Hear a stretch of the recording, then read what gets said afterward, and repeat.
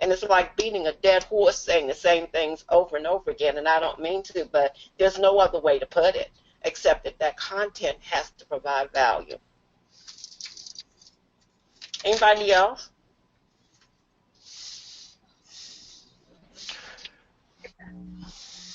Go ahead, Ray. I know it's at the tip of your tongue. Oh, you turned into a Hey, mind reader. hey, Ramon, did you hear him breathing hard? I heard Yeah, he was. You know that. I know that. But he was like, he took brother, a that big ain't deep stop. breath I in, think ready to blow it out. I heard him. I, I think that they call that a pregnant pause. I don't know what that is. Anyway, the no, I do have trouble with it. I'll be honest with you. I'm not very creative. My wife can do things. She can look at a wall, a bare wall, and visualize what she wants to do, and go pick up a little deal here and a little deal there, and pretty soon she's got a creation. I'm not that way, and it's the same way with the blogs. It's all well and good to talk about the spin rewriter. I don't really like using that thing. I kind of feel dishonest, to be honest with you, as far as publishing. That seems in some mode as dishonesty to me. However, for people like me that are not creative, uh, I have no idea what to write about. And I have trouble finding, just, you know, here again, being totally honest, I have trouble finding things to rewrite about. You were talking about your opportunity that you happen to be in, and you wanted to write about that. And we all, whatever opportunity that we're at least somewhat promoting, we'd like to have sign-ups. I mean, that's how you make money, and all of us want to make money and all like that. But for me, it seemed like that was too constricting. So I had kind of halfway made up my mind, well, what I need to do is just go with health and wellness. But I found that I even have trouble finding content for that. So if I have a major problem, with the blogging, that's probably it. And let me add this in here too. We was talking about the opportunity launch blog that we have access to. San, you can probably correct me on this, but this is what the idea that I got is whenever Marcus started talking about this. This isn't so much. I mean, it is supposed to help us. It's SEO optimized. It's supposed to help us with whatever that we're trying to promote. But it was my understanding that this whole deal was to teach us how to do blogging, and then we'd be able to go out after the 6 month period with the training that we had and all that, and make our own blogs aside from this. And that may or may not be wrong. But anyway, okay, I'm done. I'm muting out now. All right. Um, no, uh, no. What I've sat with Marcus for over a year, and what he's doing is showing you how to be an internet network marketer, where you don't have the skills, but you use your ability to get in front of the traffic by using these tricks and different things like that. These tricks do not teach you how to be bloggers.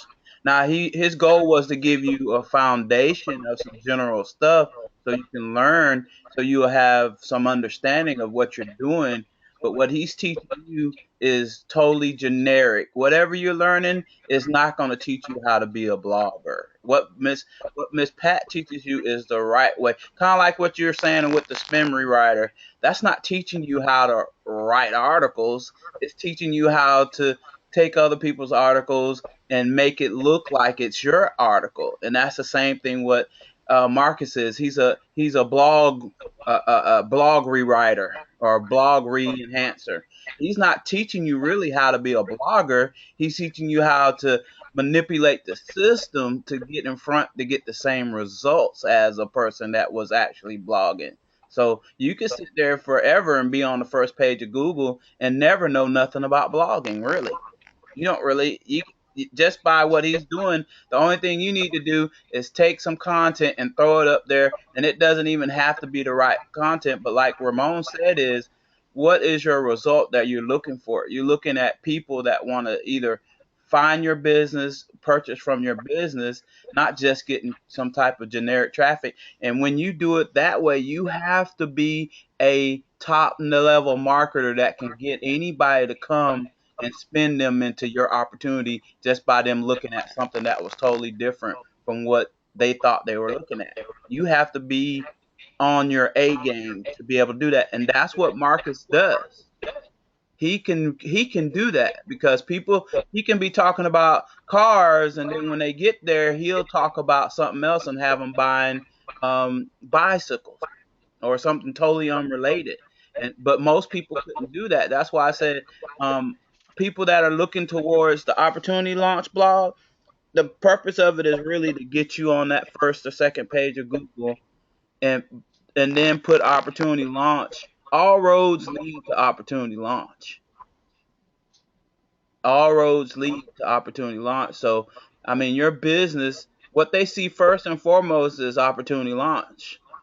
And then they might see your business. So I don't want to take anything from Marcus's blog, but those people sound like those people are really looking to be bloggers. They really want their blog to be something that's important so for people to see. And I don't think that this system is that. I really don't. Cause I'm on the first page of Google, and I've been there forever, and I haven't wrote one thing. I might have changed my name on there or whatever, and it's still up there. So that to me is cheating, like Ray said. And if you're really looking to be a real blogger, I think that's not really your thing.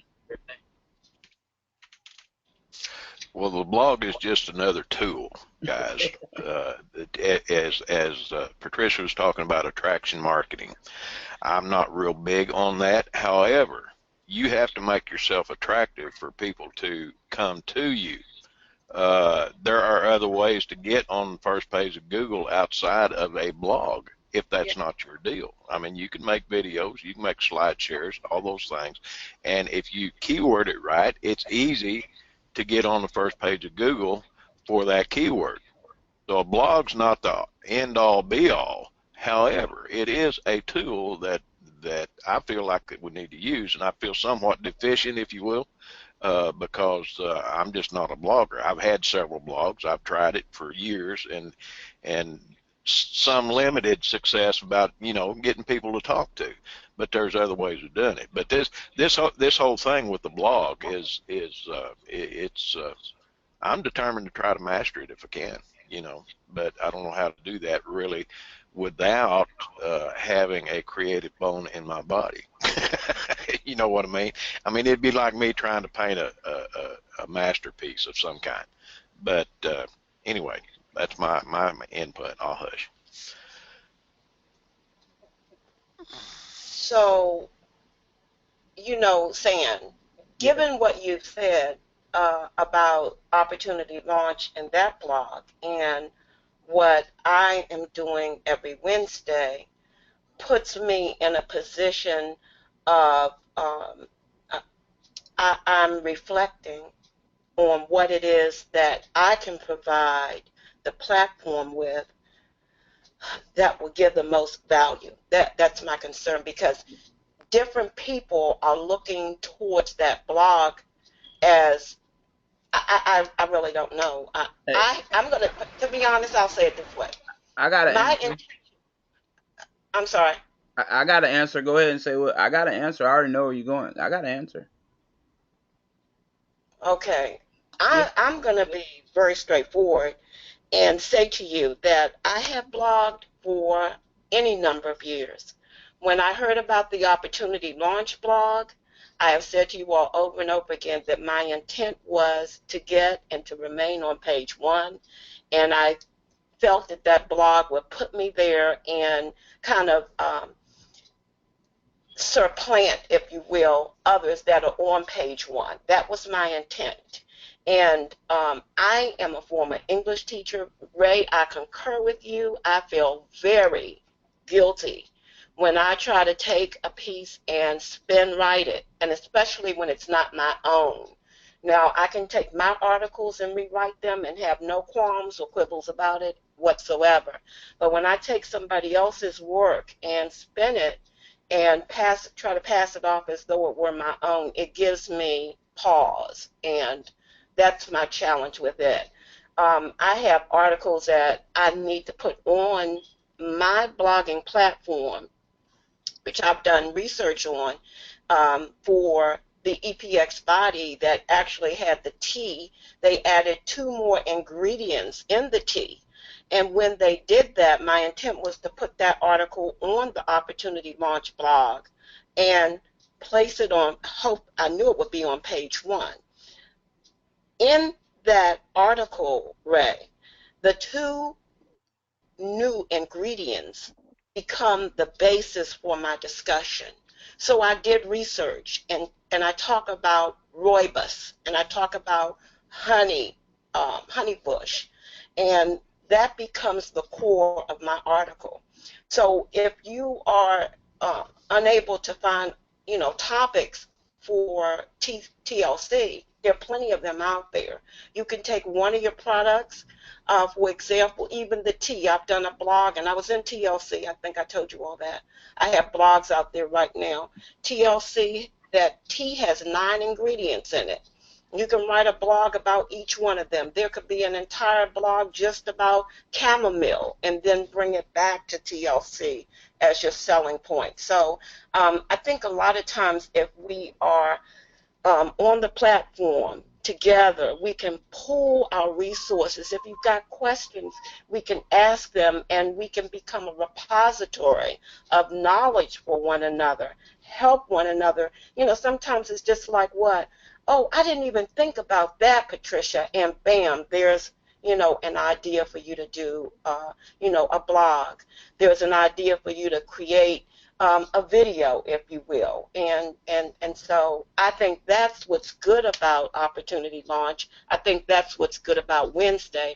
But I want to make sure that I'm providing you all with something that's going to be beneficial to you. And I hope that wasn't like a circular comment or discussion. Hey, Miss Pat. No, what you provide is great, Pat. There's no doubt about that on the blogging. You are knowledgeable about your subject. It remains for the rest of us to put those things into practice that you're teaching.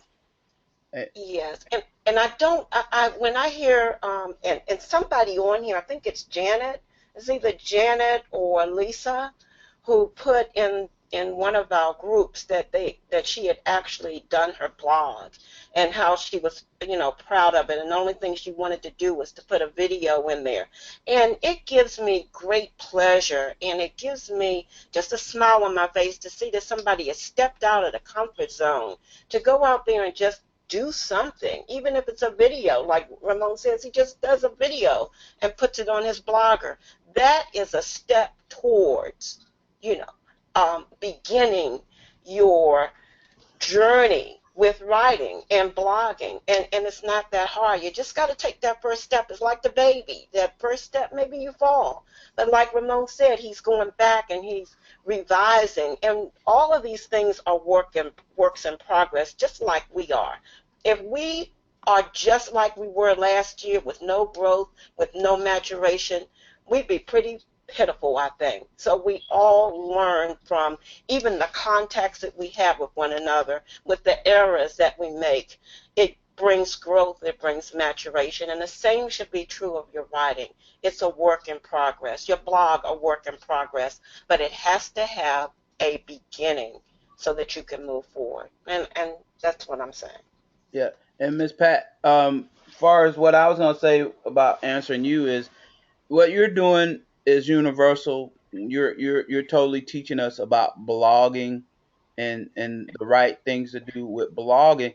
And I know Miss Sue, she's on the call. She probably disagree with me, but um, the Opportunity Launch blog isn't totally 100% focused towards teaching you how to blog. It's teaching you a whole nother concept, and I think people are mix and matching. They probably would get better results if they would leave whatever they're doing and applying that to that blog. And if they're trying to do something else, as far as a blog on their own, than the concepts what you teach. Because what you try to do is kind of like if you got a Chevrolet, you're trying to fit it into Ford. Even though they're both cars and they both run pretty much the same way, they're totally different. And some parts don't always fit with each thing. And when you have some type of issue over there, then you try to take it and then get a fix over here. When you should be going to the master over there, and because only he knows his mind and what concept and what direction he's trying to drive his platform, which is a whole different concept when you look at it. Yes, it is a blog, but it's a whole different concept and what he's trying to drive. And so when you try to mix and match and then you try to ask somebody else, what do you think the other person's mindset is when they told me to do this? How can you rightfully answer that question? When you should go to the source and get your answer and stop and then not trying to compare it to another source. When they're totally two different things. That's why I think the whole disconnect with the opportunity launch blog and what we're learning generally in blogging. What I've learned with you, I would never go open up that blog and try doing certain things because there's certain things in there that Marcus has already had completed that he don't want us messing with.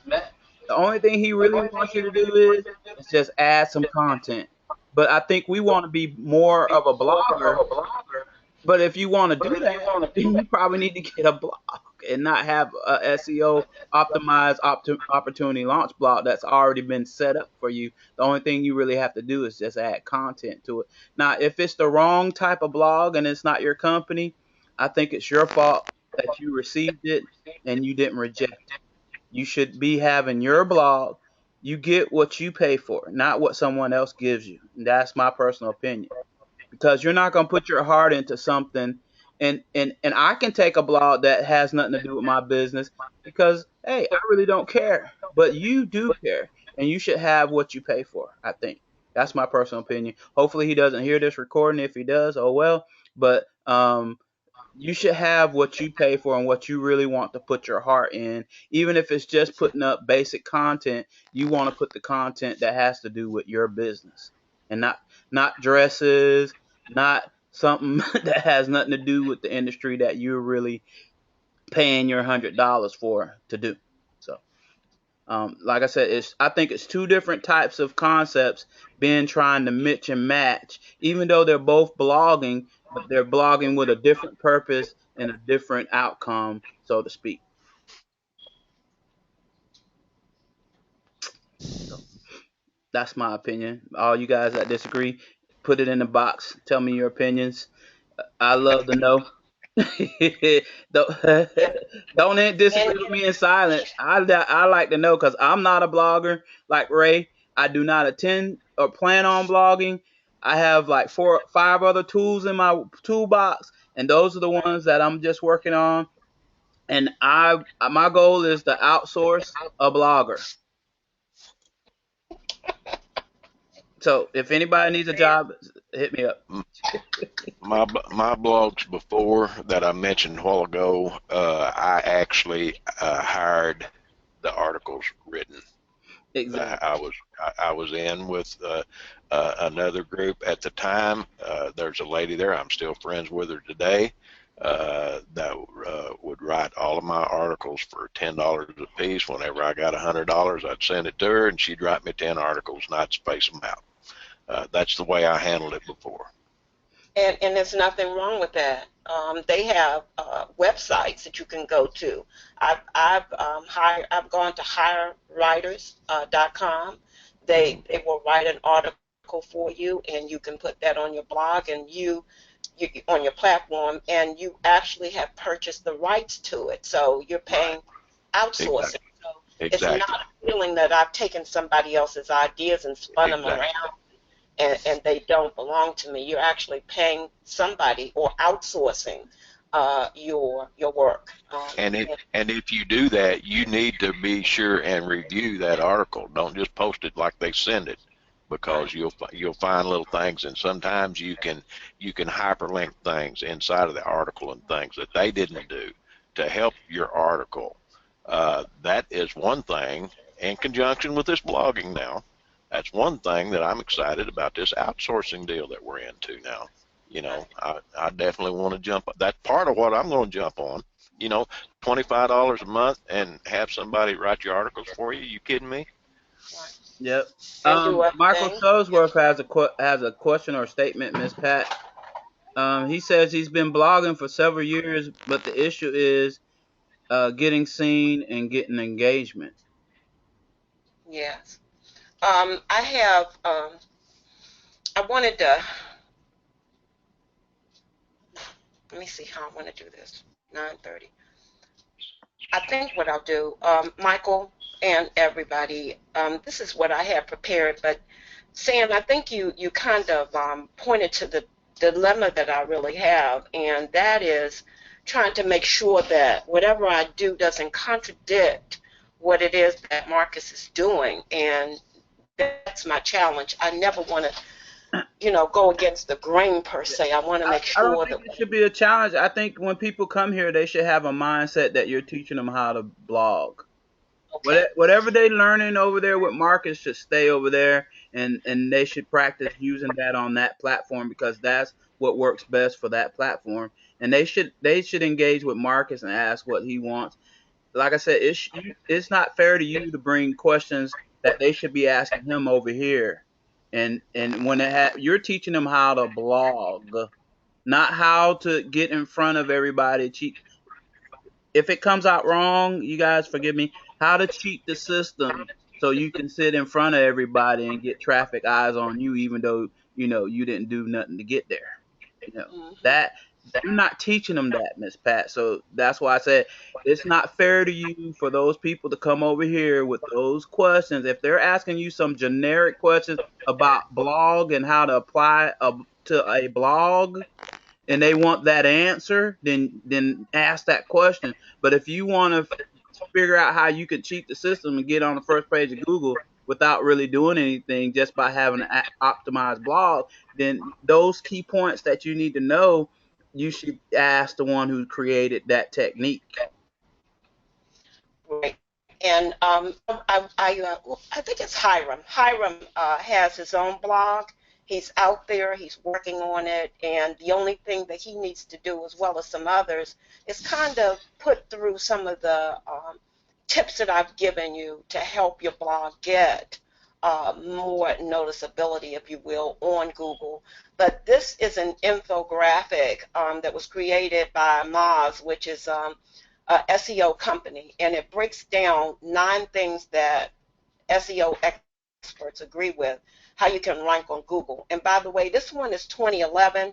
I learned through the research that they have one for 2015, but I'm just going to cater my discussion around this right now and kind of skim. I don't want to skim it, but I'm going to go through some details here about these various 9 features. You've got your domain level link, and this right here is the link authority features is based on your links, your citation metrics, such as the quantity of the links that you have, the trust factor associated with those links, and the domain level page rank.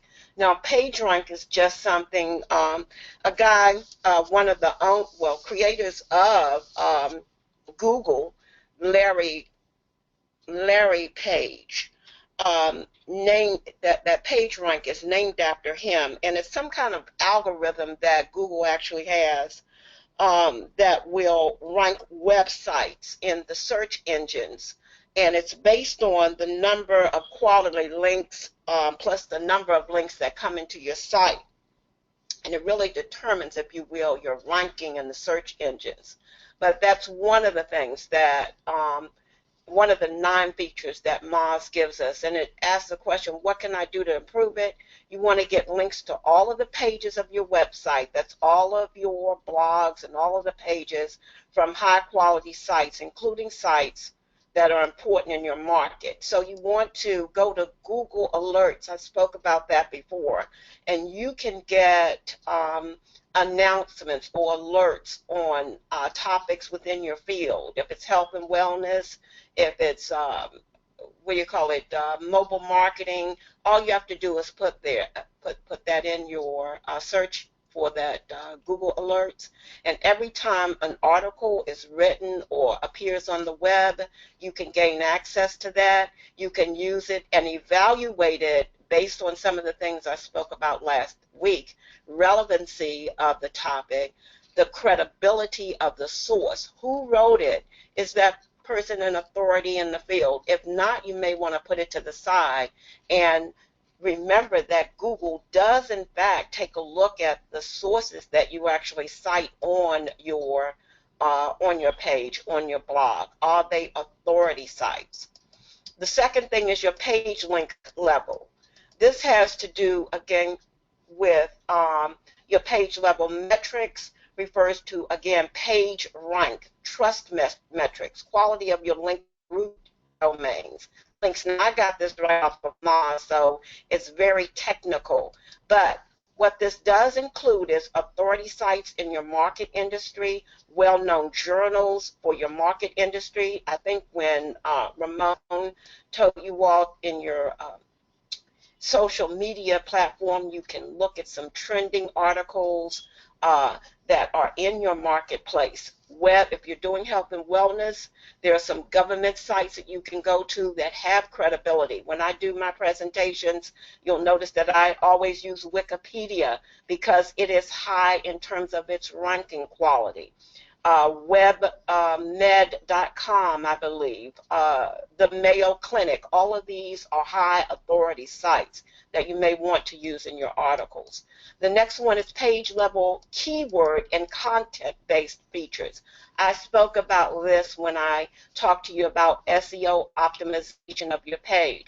So I would suggest, Michael, that you go back, take a look at your article and evaluate it, because they're looking on Google for page level keyword and content-based features. This is your content relevance scoring, your on-page optimization of keyword usage, modeling algorithms that deal with the content. And I'm coming back to tell you all again, your content is in fact king.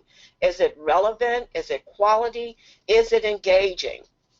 So what you may want to do to learn what the Google is doing as it crawls through the pages of your website, I've spoken to you about making sure that your topic is narrow enough. We had the illustration with Donna where her article was about many, many different subjects. She narrowed the scope of it, and she started talking about the value of one product, and I think that was the Thrive, and how it was effective.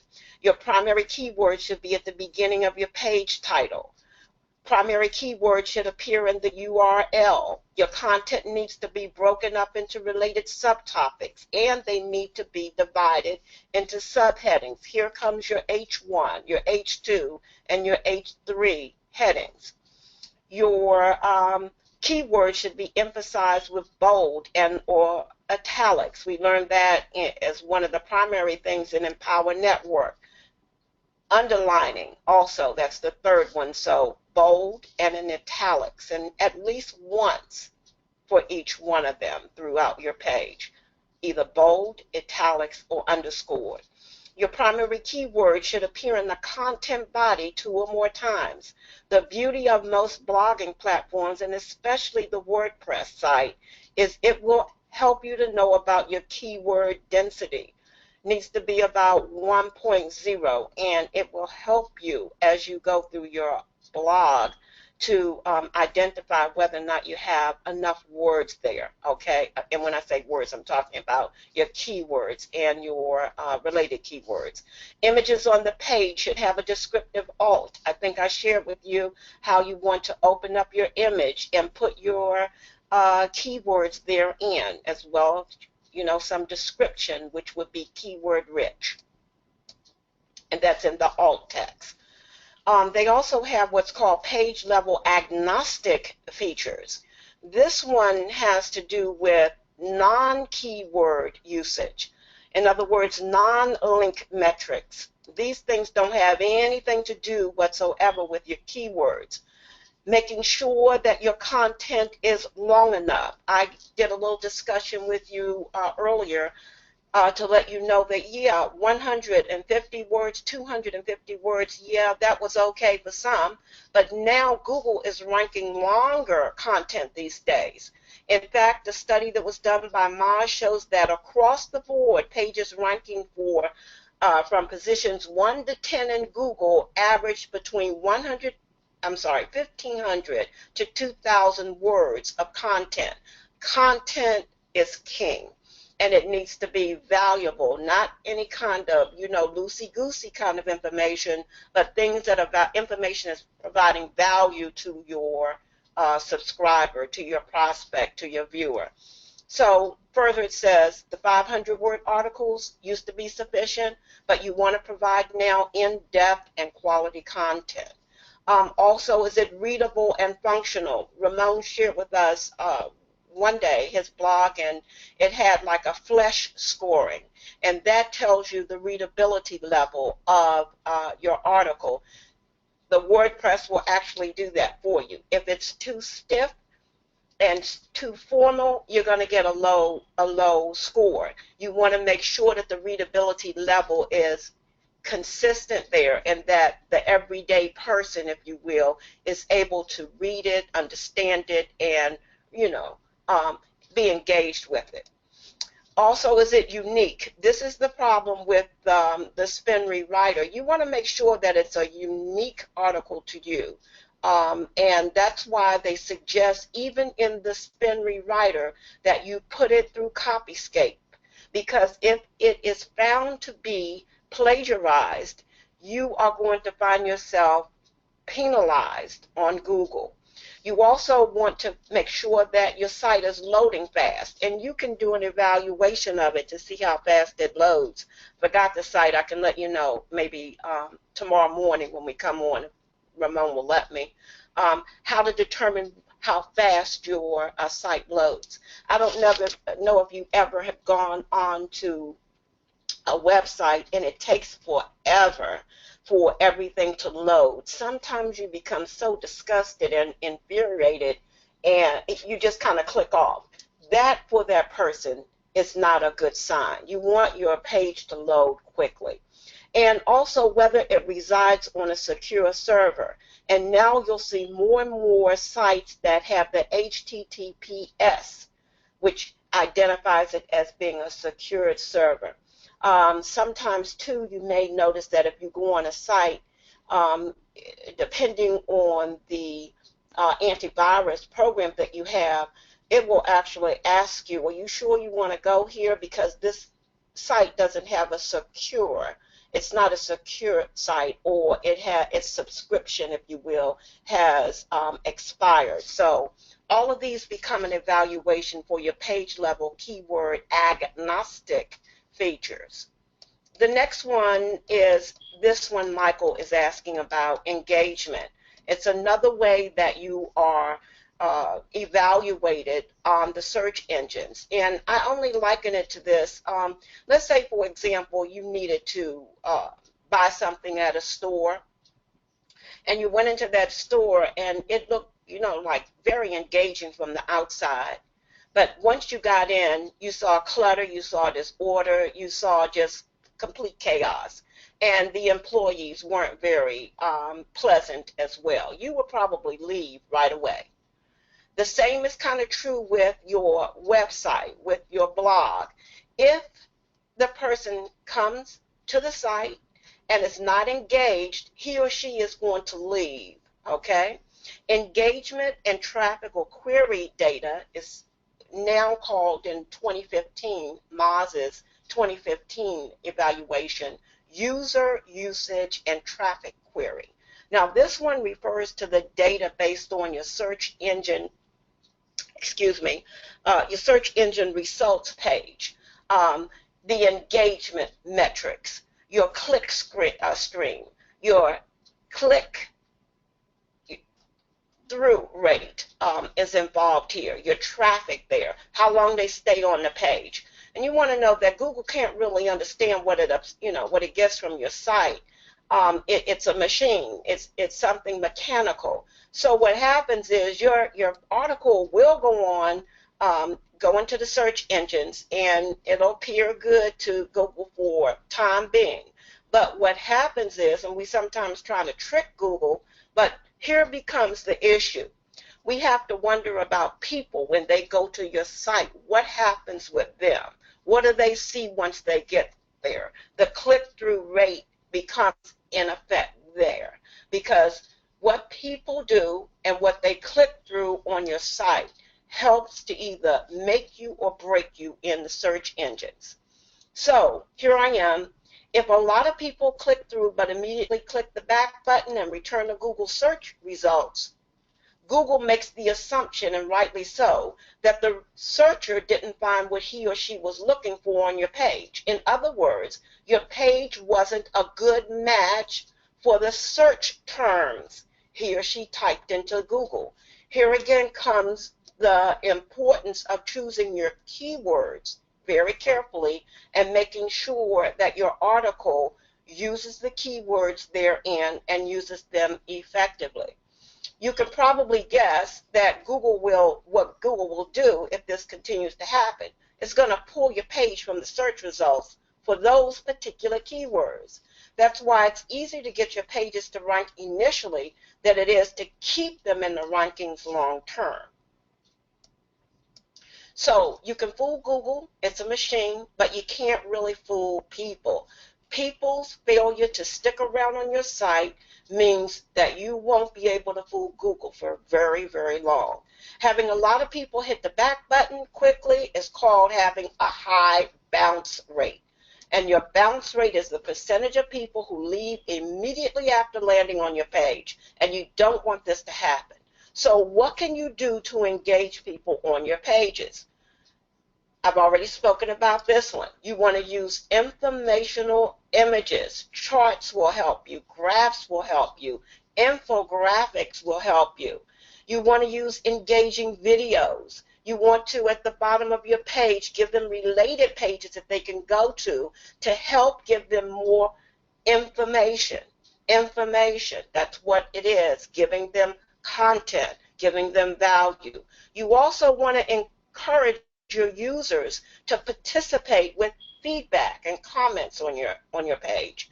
And you're going to use or try to use interactive elements on the page. We're going to talk about that. First and foremost, your images and your charts. Charts and graphs, infographics are wonderful teaching tools that keep people eating up your content.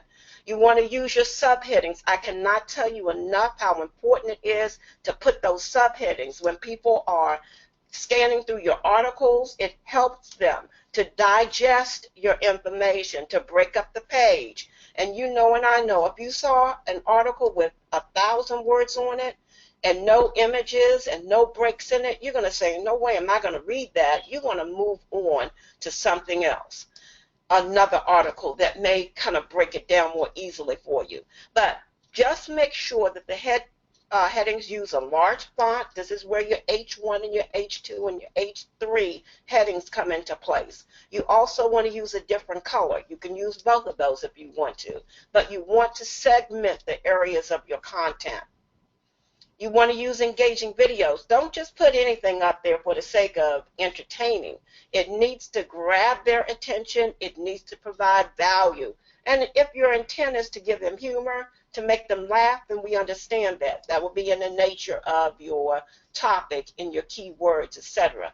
But really, you want to make sure that that video is engaging and not a waste of time for them. I've given you a hint here. While you want to captivate and engage your visitors, if you make the video too long, people are going to click away from it. If it's too technical, you're going to have what? A bounce rate. But let's keep this in mind. Even on a technical level, the bounce rate stays low because the visitors stuck around for a little while for the, a few minutes to watch that video.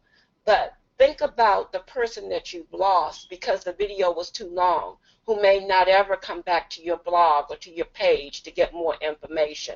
So you want to make sure that you've got short, punchy videos, about 5 to 10 minutes long, absolute most that you want to provide. And then you want to use related page links.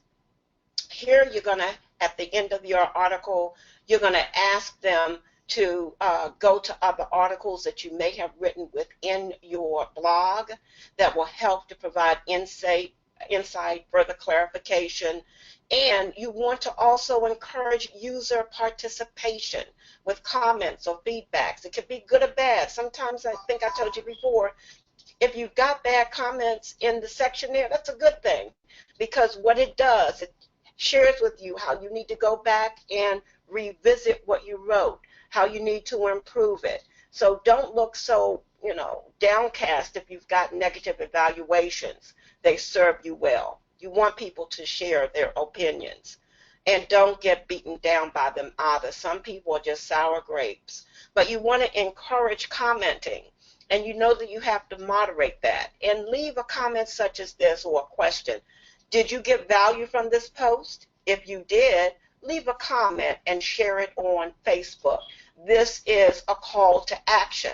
You don't have to necessarily ask them to share it on Facebook, but on most of our blogs, it's got all of those social media platform buttons at the very bottom. So it's Twitter. So it's what? LinkedIn. You want them to share it if they got some value from it. You also want them to give you feedback. You can put a form there or a short survey that they can take and they can actually read. I'm going to come back to this, and I'm going to thank Sam Warren for helping me with this, because today, without him, I probably wouldn't be able to give you a site. But you can actually get forms that they can fill out, surveys that they can take to help engage your readership there. And I think that's it. Oh, no, I got one more. Use interactive elements on the page. You can do that with the forms I'm getting ready to share with you as well. Sometimes for us insurance agent, and I am a former insurance agent, on some of the sites, they have the little forms out. You can identify what insurance rate will be. Got mortgage loan offers. It all, and they have what your body mass index may be. All of these are interactive elements you can use on your page to help engage your readers, to keep them there so that you don't have the bounce rate. And with the related other kinds of surveys, you can actually do surveys on your page as well. Okay? Sam Warren yesterday shared with me this site, you all. It's jotform.com. I had wanted to know what I could do to put a form on there, and he had shared with me his blog that he did in Blogger, by the way. So Sam does blog. Don't let him fool you. He shared with me his blog. Hey, don't be telling people that. On there was a form, and he told me, he said, well, all you have to do is go to www.jotform.com and you can create your forms. Now, this is a free system here. Thank you, Sam. It's free. I don't know how to get there. It's been ugly today. Free, where it will allow you to do 100 monthly submissions. It's got a secure submission site, SL, secure submission. So people can be safe putting their information in there, their money's in there. And you can receive up to 10 payments if you want to do that kind of subscription on your blog platform or on your website. And you've got 100 MBs, you've got one sub-user account, and you've got unlimited forms and report fields that you can do. And as I was looking at this, saying great timing for us as well. Here are some of the templates that you have by industry. For example, if you wanted to do insurance, you could type that in, but there are contact forms that you can pull off of here. Membership applications. You have online event registrations, points of sale, contact us, job applications. You name it, and for the most part, it's here. Here's one. Here's an instructor evaluation. So if you wanted to get feedback on, you could create your own form here and put it on your site and do an evaluation and get feedback from your visitors. This will provide engagement right then and there. Wonderful, Sam. Thank you so much. If you want to use the template, you can create your own, and offers you engagement. By the way, if you've got your WordPress blog, you know that I shared with you when I did an introduction to it, that there's an area there that you can create your own poll. You can use your WordPress to do that. There's also a site called Woofu. Many of you may know of this one already. Woofu.com.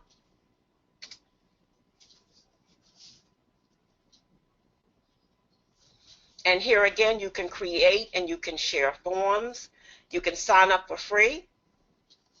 I haven't created, not on this, by the way, I'm on my incognito site, and I did that just so that I could go and have these right away for you.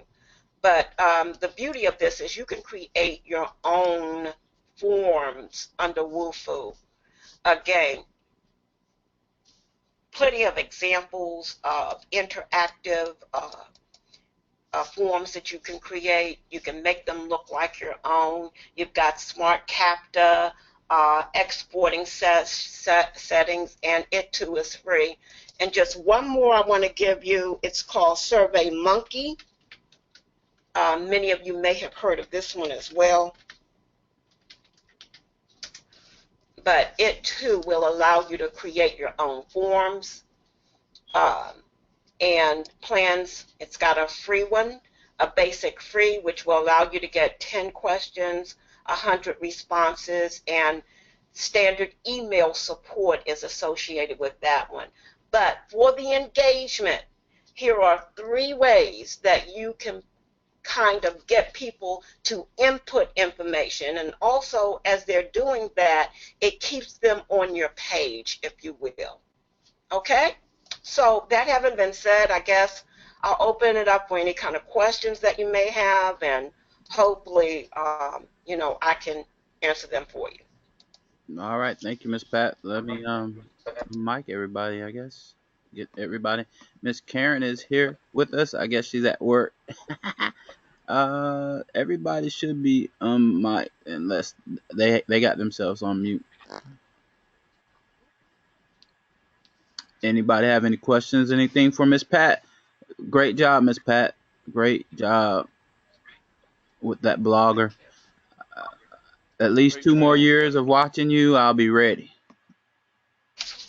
2 more years. Well, I hope it was helpful. That's my only my concern. I think, Michael, I don't know if you were able to hear, but I hope I gave you some pointers as to how you might want to go back and revisit what you have there and get more engagement. And, Michael, I am going to suggest that you start putting those blog links in your social media platform that Ramon has. If you're a member of PDL, you already have access to that, and get your link there. It is also possible for you to go to these groups that you are a member of, as long as those groups have the subject matter that's peculiar to your blog. There is nothing wrong with your posting your blog right there. Increasingly, I'm seeing people put their blogs on Facebook pages, on the fan pages. I had stopped because I just wanted to share with you all. Let me see if I can do that. I actually launched my fan page. Oh, snap! Sign up. What do I sign up? Stop playing. I did my 3,000 inbox emails. Hey, look, I think I told you when I did that presentation on Facebook fan pages, I've been working on my fan page almost since I joined EPX Body. Okay. And I finally published my Facebook page. Awesome. Yeah, I did. And I'm so proud of myself. And if you look at it, I mean, I have stuff in there that I transferred cheating, but they belong to me. That's right. You got I it, girl. I transferred some of the things that I had over at TLC, which you all know I shared on that Facebook thing. I've not really done anything with my Facebook page at all for TLC, but I have so much engagement on there that it is incredible. But I have articles here. By the way, Ramon, I'm starting to use the scheduler to put some content on my page. These are earlier ones, December the 31st. I have an article here about 12 superfoods for stress release. Now, the beauty of this is, and with your fan pages, and I know I'm going off to another subject, but what you all want to know is the rule of 80-20 is true of your fan book pages. You want to make sure that you're giving 80% of value for information and 20%, I'm going to repeat it, 20% of advertising for your business. You can ask for the sale, but don't kill yourself by what? Just completely asking for the sale. It's a turnoff, and people are going to turn away from it. This is my one about the EPX body tea. Don't want you to see that, but I think my blogger is here somewhere. Oh, there it is. I want to just show you what I did in my Facebook page. I put my blogger, Get Healthy with Patricia, is my blogger page, and it's a link there, and it goes out to what? Ooh, I like Okay, that. the benefits of green tea. And I've got another article back in September, weight loss herbs that work. So it's really not, Ray, to come to you, it's really not about TLC per se, but it's about giving people information about products they're in. Like it's got capsaicin, which is one of my labels there. And if you look at my blog, you'll see that I've done all my research, and look, here is Isn't a that hyperlink. a hyperlink? It takes Yeah. them out and gives them further information about glucomannan. I can't even pronounce it, but you Google know. loves that when you do hyperlink. They love Yes. Okay. But there you've got my blogger here on my fan page, so you can put your blog on your fan page.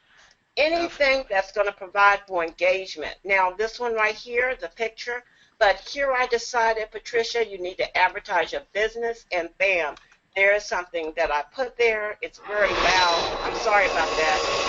But notice I've got here a call to action, order now. And they actually go off the page and they go to my website there. So call to actions even within my fan page from my blogs and for capture pages that I've done. I even put at one time, somewhere here I have an opportunity launch blog capture page. Don't quite know where it is. I'd have to fish through it, but I have been putting content on here for a number of months, but I finally launched it and put my content out there. I just need to get people to actually like my page. And Send it, put it on our page so we can go ahead and like it so you I can would start seeing the appreciate that. analytics. That would be Definitely. mm-hmm. Yeah. But there it is, and you want to provide engagement, and that's the bare bones of it. Put your blog on your fan page. Put your blog in those groups that are peculiar to health and wellness, weight loss, if that's your niche market. And you can see also I have my call to action and also my share button for people who may want to share it, okay, with their friends. Okay? Now, that having been said, I think I will. It's 10:12, and I apologize for going beyond my hour, but there you have it. I mean, I just want to reiterate this. That hour that I was talking about was for myself only. I know Sam mentioned my name yesterday about going over an hour. That's only for me. You guys Yeah. can go 2 hours, 3 hours if you like. I'm just trying to keep No, I think it's fair that an hour is good. Here's one just about broccoli, you see? Not about TLC, not about EPX, but about broccoli and what? its good features, and somewhere I may have in the body here. No, I don't even think I asked for any, Patricia, desired. Yes. Patricia, go to the bottom of that page real quick. That's Where true. I am here. Okay, yeah, the labels, the keywords. How did you come up with all those keywords, and how does that relate to your blog? I just put words that I thought were, related to my article. Now, how the blogger ranks, I'm a little bit unsure of it. I think, you say, how did I put them in there? Yeah, how did you come up with those words? Was that just something you just because they were in your blog, you put them in there, or did you go to a keyword searcher? Or Well, when I did this one, I just wanted to talk about broccoli and how it was a superfood. And so broccoli and superfood basically became my keywords here. But other words that people could possibly be searching for on Google might have been what? The benefits of broccoli, you see? EPX body. These also help to categorize and to label other articles that I actually have. Excuse me, that's my coffee disagreeing with me. But when I did I did the this, same thing. when I did this, So when you I, already knew pretty much what people were looking for as far as keywords. You didn't use any type of tool or anything like that. no, I think I know how to use that tool, and maybe I should do a training on that, how to use that keyword thing. But I mainly just use words that I think I want to center my article on, and they become my keywords. And I knew that in the tea business, come on now, everybody wanted to know how they could lose weight and feel great. They wanted to know about Dr. Miller. That's another keyword. There are certain keywords that are going to be peculiar to your given niche or your given network marketing company. And those are the ones that you want to capitalize. I think Marcus did a training on that, Yeah. and I think you can pick up some of them as you would simply. Let me go back. Type into I the need to get browser. that blogger real fast. This is where I put my labels there. Can you see it, Chuck? Mm-hmm. Depending on my article, let's say this article is about health. Just collect them right there. They're in a long list on this particular blog that I have. And I may put green tea. It just depends on what I want to include therein. But I've got a whole slew of them, and I choose those articles based on what the nature of the post that I have at that particular time. I see some blogs that'll put all of that stuff. They'll keyword everything, and Man, I'm on a platform, and this guy must have about, oh, excuse me, I better not say it. I know he's got 100 or 200 keywords in there, and it's just so that with the search engines go on, hopefully they will pick up his article. For those of you who have the Opportunity Launch blog, if you go into the initial one that you were given and you take a look at the keywords that Marcus has in there, it is just a copious list of words that are peculiar to Opportunity Launch and everything imaginable. I haven't had a chance to sort to see what's there, but that's one of the ways that you're getting ranked in Google.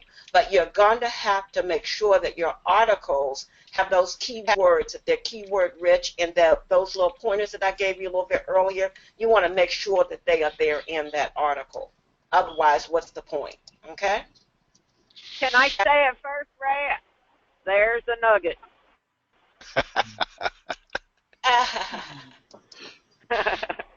Hey, can I Donna, cut how your, are you?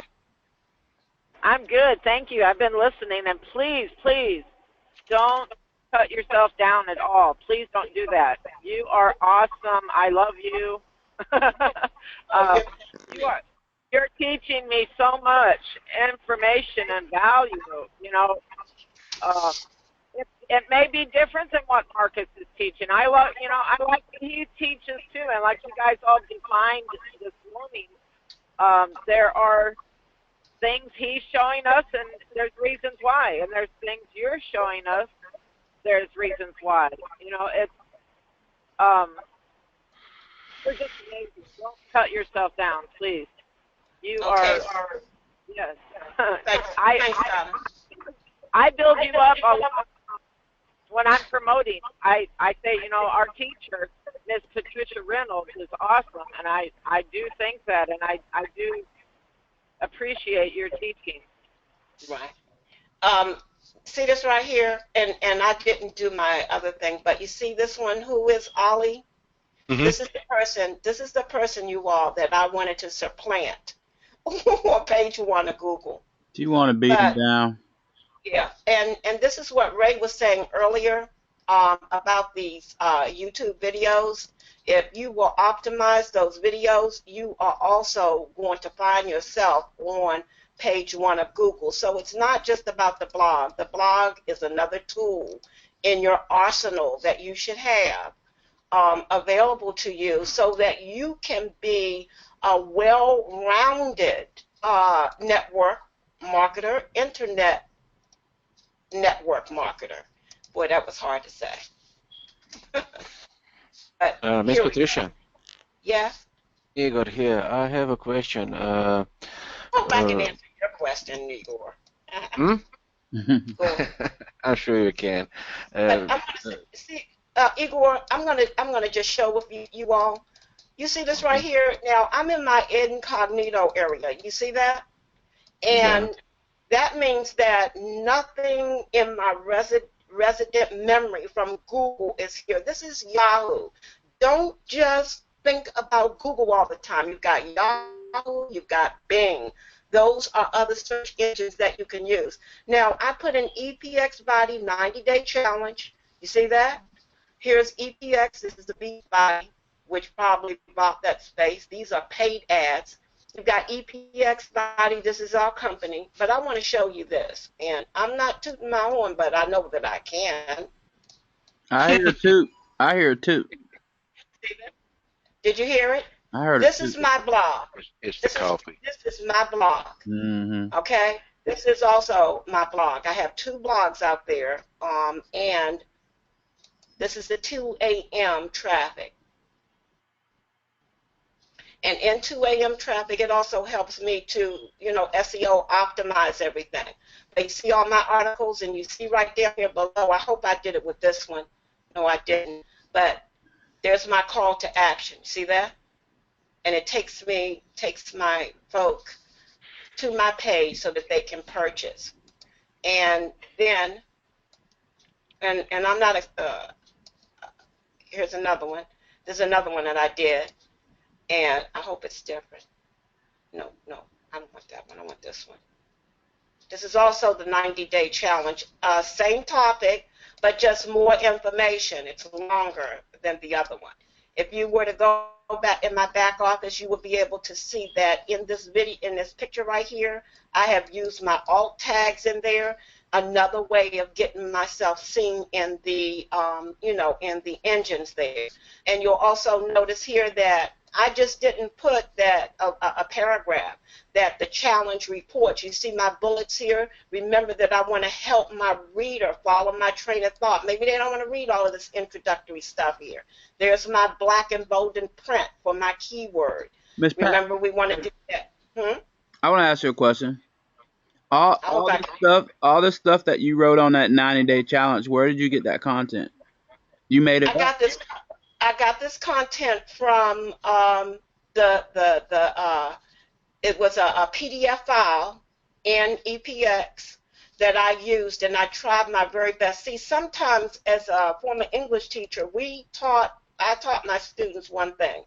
There are some people, and you'll see why I have quotes in my information all the time. There are some times that people will say something in such a profound way that if you try to rewrite it or to restate it, you are going to lose the oomph involved in it.